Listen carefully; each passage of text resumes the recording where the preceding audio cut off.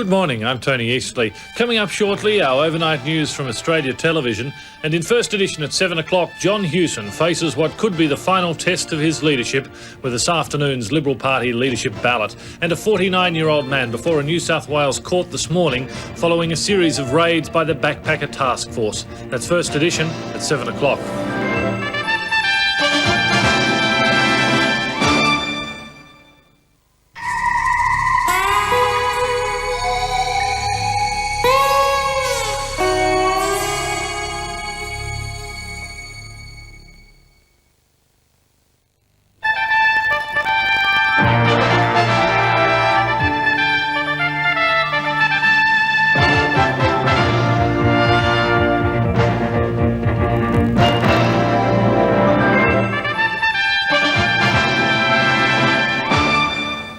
Hello, Michael Troy with news from Australia Television.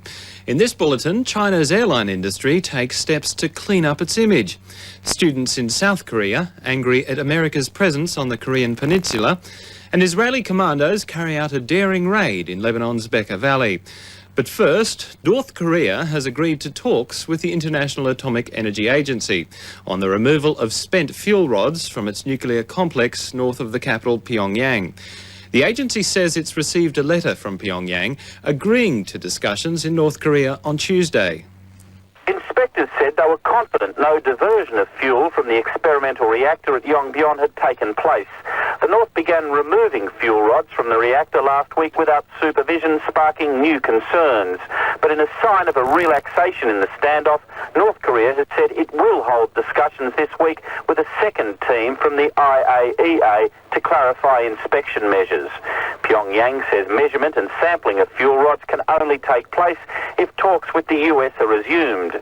US officials say they're ready to reopen negotiations with the North if the analysis is completed. 10 Indonesians are dead and more than 100 injured after two passenger trains collided 200 kilometres east of Jakarta late Friday. 55 were seriously hurt in the impact, which crushed both locomotives and sent seats flying out windows. Power to nearby towns was also cut by the crash. With transport officials now combing the wreckage for clues, the National Transport Minister, who visited the scene, says one of the train's engineers had admitted he'd been sleepy before the crash. China's airlines, infamous for their poor safety and service, have launched a campaign to bring their industry up to international standard. As Australia Television's Ali Moore reports, it's a bid to make China's national carrier more competitive with international services. China's aviation officials are handing out 100,000 appraisal cards to domestic airline passengers, asking for comments on various aspects of flying in China. They include in-flight service and flight punctuality, both areas where China's domestic carriers have poor reputations. The aim, say officials, is 70% passenger satisfaction, and to match top overseas carriers in terms of service within 3 to 5 years. Thousands of South Korean students have voiced their anger at the latest efforts by the United States in the nuclear standoff with North Korea. The protesters were critical of American tactics against Pyongyang and the US military presence on the Korean Peninsula. The students claim the United States as being hypocritical. They want US troops withdrawn from South Korea, saying they're the biggest obstacle to the unification of the Korean Peninsula. The protesters maintain North Korea has no nuclear weapons, while in the south, the US has dispatched more than 1,000. Taiwanese police have seized 100 kilograms of heroin in one of the island's largest anti-drug operations. 12 people were arrested in the raid, 2 pistols also seized. Police say the heroin, worth nearly $14 million, was smuggled into Taiwan by boat from Thailand. It's alleged the 35-year-old ringleader, known by the nickname of Black Dragon, had earlier this year successfully smuggled more than 70 kilograms of heroin into Taiwan. Under Taiwanese law, drug smugglers can be sentenced to death. Meanwhile, in the south of the island, a group of worshippers has lost its battle to save a Buddhist temple. Despite numerous angry protests, they were unable to prevent the bulldozers moving in. The $15 million temple was built on Taiwanese army land, and for the last 2 years, the government has been trying to get the land back. In the Middle East, Hezbollah militants have vowed revenge after Israeli commanders kidnapped one of their leaders. In an overnight raid, the guerrilla chief was snatched from his village in Lebanon's Bekaa Valley. They want to win back a missing airman shot down 8 years ago over southern Lebanon. Late last night, Israeli special forces struck at this house in Naba, deep inside Lebanon. Today, Mustafa Diran's children showed mementos of their father, who was abducted by the troops and taken to Israel. The aim of the raid is to help free Ron Arad, an Israeli Air Force navigator whose plane was shot down over Lebanon in 1986. The Israelis say Diran's group captured the missing airman. Today, Syed Moussawi, a leading figure in Hezbollah and therefore close to those still believed to be holding Arad, visited the Diran house. "We'll never yield to the Israelis, even if they take me personally," he said. Israel, though, insists it will continue applying the pressure. We believe that for the sake of those who were sent by the order of the government as soldiers, we have to do many things, even to take great risks, as we took in this operation. In 1989, the Israelis abducted Sheikh Obed, a radical Islamic cleric, from South Lebanon, but that move, just as daringly executed, failed to secure Ron Arad's release. In the Haitian capital, Port-au-Prince, residents have begun coping with a worldwide trade embargo. The United Nations imposed the ban as punishment over Haiti's refusal to reinstate ousted elected leader Jean-Bertrand Aristide. An oil embargo against Haiti, imposed 7 months ago, transformed this remote farming village into a smuggler's paradise. Of course, there are a lot of Dominicans that make business with it and sell it there. And make a lot of money. And make a lot of money, yeah. Dominican soldiers demand bribe money and then look the other way as Haitians wade across the Dagabon River, their plastic jugs full of gasoline. On the other side, Haitian soldiers take their cut too. But when the Haitian military authorities spotted our camera here, we were kicked out of Ouanamet. The smuggling of gasoline from the Dominican Republic has become too lucrative to let anyone interfere. To the south, near the border town of Malpas, tanker trucks roll toward Port-au-Prince on a newly paved blacktop road. This Haitian smuggler says, "I don't want the embargo to end. It's good for me, good for business." By one estimate, upwards of 3 million gallons of gasoline are smuggled into Haiti each month. The locals now call this section of Port-au-Prince Kuwait City, and the price of a gallon of gas has dropped from more than $10 to about $6. The price has been dropping for the last few weeks, which would indicate a lot of fuel. The Dominicans look the other way, in part because the illegal trade is lucrative, in part because of their close ties to Haiti's military. Virtually everyone here now concedes that as long as the Dominican border stays open, the nearly total trade embargo against Haiti that begins tonight almost certainly will not work. I think right now it is greatly affecting our ability to bring pressure on the military. To the contrary, by controlling the black market, Haiti's military rulers have gotten rich off the sanctions. And in border towns such as Ouanamet, there's no reason to believe that tomorrow will be any different than today. Rival military leaders in Yemen are continuing their civil war, with an already fragile ceasefire now in danger of falling apart altogether. Northern troops have advanced to within 40 kilometres of the southern capital Aden, and clashes are occurring on all fronts. Talking to reporters only hours after the South's proclamation of an independent state, President Saleh managed to appear relaxed and confident. The president accused southern forces of breaching the unilateral 3-day ceasefire declared by the North at midnight. He warned that the drive to capture Aden, headquarters of the socialist leader Ali Salam al-Baid, would press ahead. Latest reports from the battlefront suggest the North has yet to secure a decisive advantage. Northern officials claim Mr. al-Baid's attempt at secession has prompted several southern brigades to switch allegiances. This has not been confirmed independently. Much now depends on the extent of foreign backing that the self-declared Democratic Republic of Yemen is able to secure. The United Nations Special Envoy to Bosnia has written to the leaders of the warring factions, urging them to open talks on a comprehensive ceasefire for the strife-torn country.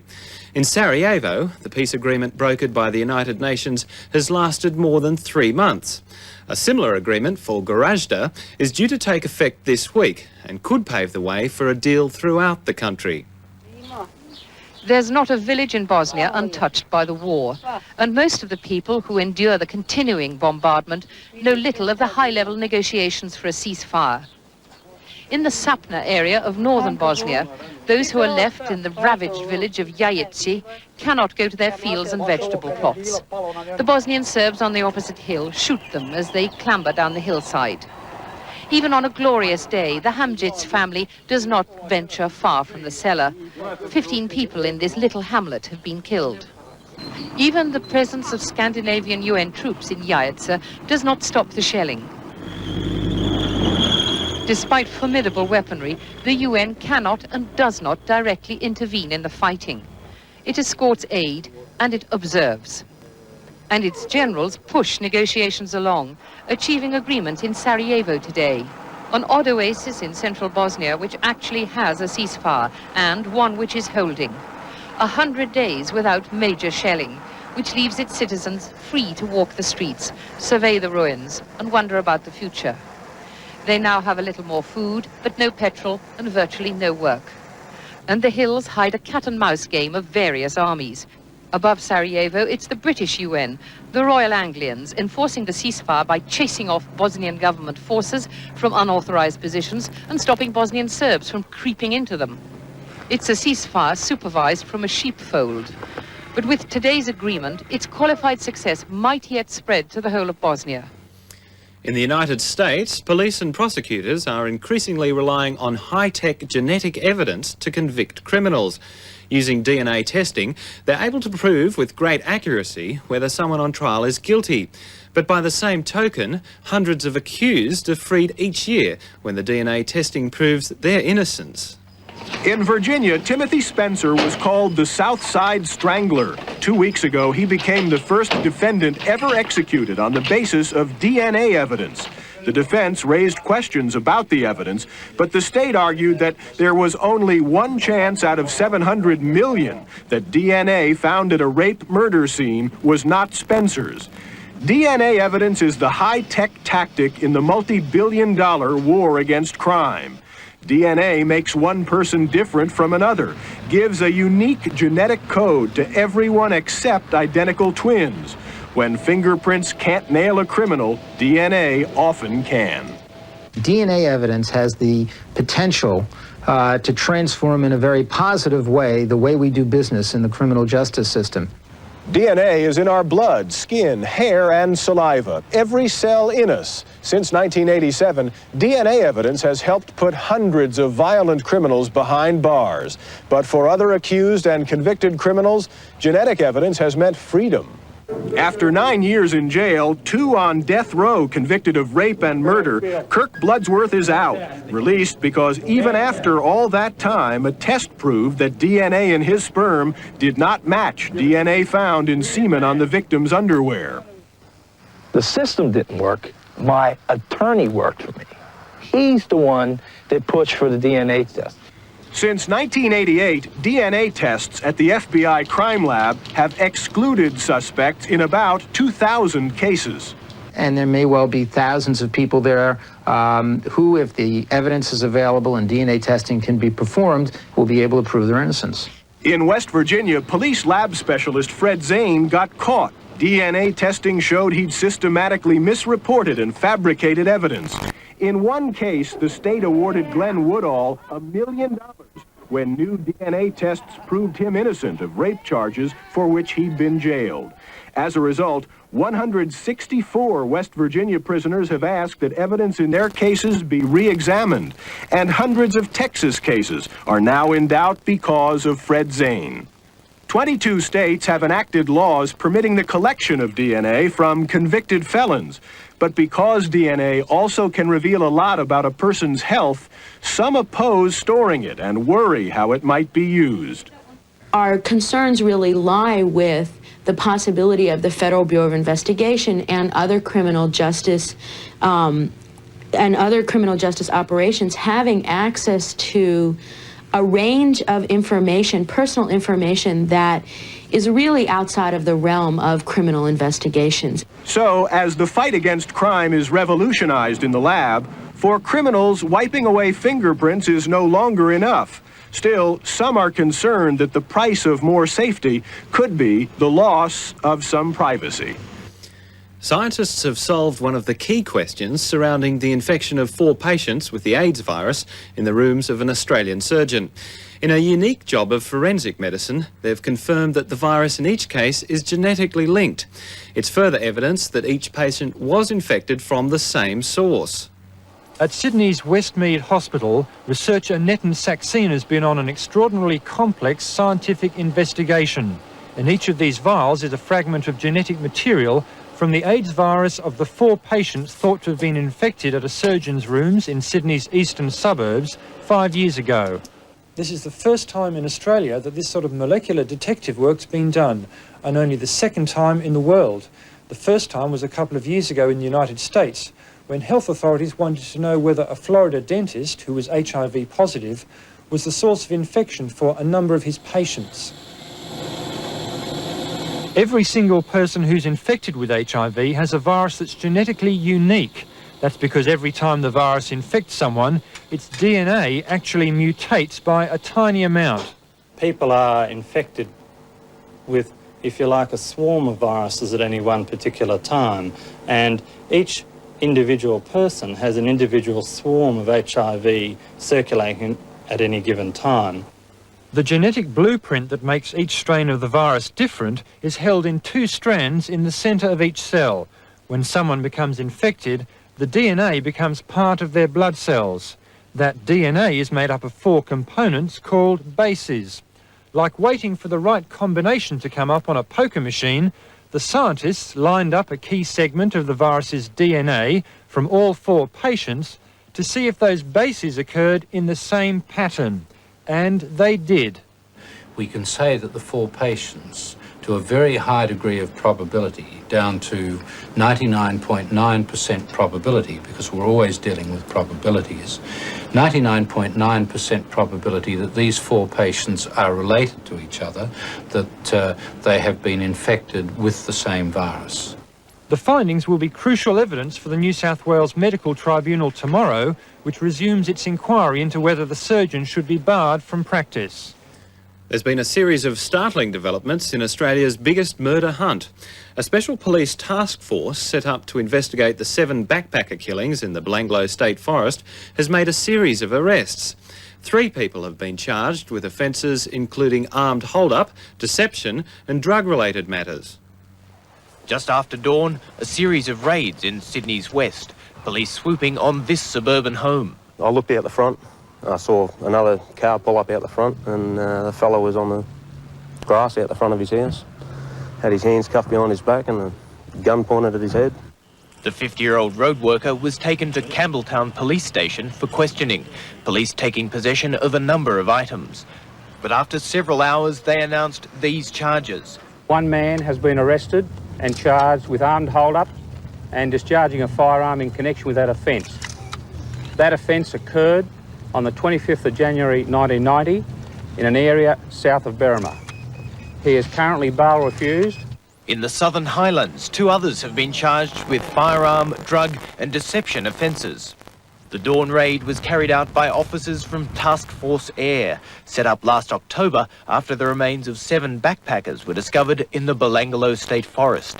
Today's arrest shocked residents from the street where the man lived at Eaglevale on Sydney's west. He's a really nice bloke. The man shared the house with his sister. His girlfriend was questioned by police. Locals said weeks of police activity suddenly made sense. Any time of the day, nearly you could go up there and there'd be a car parked and there'd be 1 or 2 men in there or whatever. It's understood the Macarthur area has been under surveillance for at least 3 months. A white plumbing van was seen frequently in this street. Police told residents that it and the many low-flying helicopters were part of an important police investigation. The home of the arrested man's brother was also searched and its occupants questioned. The garage was also inspected. Those charged will appear in court tomorrow morning. To Australian politics and the battle for the leadership of the opposition Liberal Party. With Monday's vote closing in, incumbent leader Dr John Hewson continues to lose valuable support, with two former leaders declaring their support for the challengers. John Hewson took a break from the pre-vote ring-around to assert that he will be reconfirmed as leader, because that's what he deserves. After what will be the second leadership ballot in 15 months, I would deserve and expect, I believe, that I will have the full support of the party, the parliamentary party and the organisation. The parliamentary support will be tested at 2:30 tomorrow afternoon, but it's already clear that the organisation is backing the Alexander Downer-Peter Costello ticket.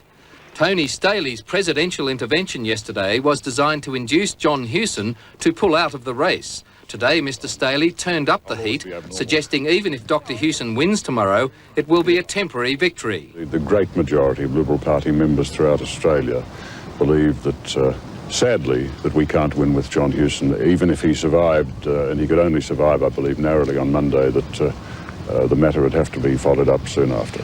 I was very disappointed by Tony Staley's intervention. It was an unprecedented intervention. But the bad news kept coming today from the parliamentary wing. The trickle of support for Alexander Downer and Peter Costello turning to a flood, most tellingly from those who control the biggest blocks of votes. Tomorrow I will be supporting Mr Downer and Mr Costello in the leadership contest. This is not only the right combination for the Liberal Party, offering the opportunity for so many people who've been divided over recent times to come together in a significant realignment and in support of them, but it is also right for Australia. John Howard celebrated his 20th anniversary in Parliament by putting aside his ambition to become Lazarus with a triple bypass. That I will not be putting myself forward as a candidate for that position. But he would not take the extra step by endorsing Alexander Downer. Look, I'm not going to get into a public endorsement. It's just not appropriate. But he is understood to have told colleagues privately that he will be backing the young challengers. They made their pitch through television. We had to give the opportunity for the party to have a fresh start. And what was in the best interest of the party was to have a unified team rather than running off ourselves in different directions. This is for the sake of unifying the party and for the sake of winning the next election. And the best order is Downer-Costello. Alexander Downer has much more parliamentary experience than me. He's got more grey hairs than me. So confident of the result, they're already making plans for the new shadow ministry. Yes, I'd be interested in Treasury. Well, I think everyone recognises that it is so large that, that on the whole, it would be better to make it a little trimmer. After the show, the endorsements for the team kept coming from both front and back benches, as well as more calls for Dr Hewson to simply step aside. But there's no sign he'll make it a painless affair, taking heart from those Liberals who are sticking with him. I cannot detect that there is one person who is not going to hold the line for John Hewson. And I think there are some who didn't vote for John last time who are in fact coming over to vote for him this time. But Dr Hewson needs a lot of those to make it a decisive victory. Millions of Muslims throughout the world are celebrating the Feast of the Sacrifice, commemorating one of the most famous biblical stories. While at least 4 million Muslims marked the occasion at Mecca in Saudi Arabia, others have celebrated in Australia.